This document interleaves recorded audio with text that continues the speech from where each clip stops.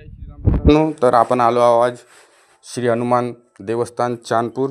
इथची अशी मान्यता आहे की 21 शनिवार सतत आल्याने आणि 7 वेळा हनुमान चालीसा पाठ केल्याने आपल्या मनातील पूर्ण मनोकामना पूर्ण होतात. तर चला मित्रांनो, आपण चालू है आता समोर. स्कूटी की चाबी लगा दी है और ये हो गई स्कूटी ऑन.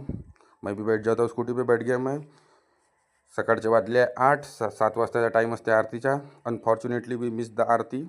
नेक्स्ट टाईम आपण आरती पकडण्याचा प्रयत्न करूया. सकाळी सकाळी आल्याने गर्दी पण नसते मित्रांनो. हे बघा, इकडे बाजार पण लागला आहे सकाळी सकाळी. आणि आता आपण नेक्स्ट काम करूया, आपली स्कूटी पार्क करूया. आणि स्कूटी पार्क केल्यानंतर मित्रांनो आपण जाऊया समोर.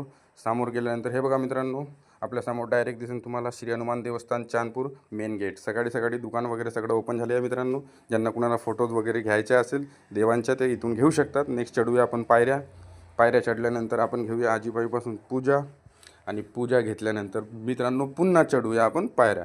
पायऱ्या इतक्या छान बनल्या, मस्त बनल्या की पायऱ्या चढण्याचा पण एक वेगळाच आनंद येत आहे. वा वा, छान आहे.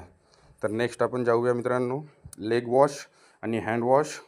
हे झाल्यानंतर आपण डायरेक्ट पुन्हा थोड्याशा पायऱ्या चढल्यानंतर समोर वाढूया. पायऱ्या चढून झाल्यानंतर आपण येऊया वर. हा बघा वरचा लूक, एकदम छान असा लूक आहे. सकाळी सकाळी गर्दी नसल्यामुळे आपला पटकनच नंबर लागला मित्रांनो. तर हे बघा बजरंगबली महाराज गॉगल काढून नमस्कार करून पूजा अर्पण झालेली आहे आपली. आणि हे पूजा अर्पण करून घेतल्यानंतर मी निघलो तिथून डायरेक्ट बाहेर निघाल्यानंतर हे बघा आजचे दर्शन मित्रांनो बजरंगबली महाराजचे. आणि हे बाबाजी आपले इथे सीताराम जय जय राम खूप छान म्हणून राहिले बाबाजी.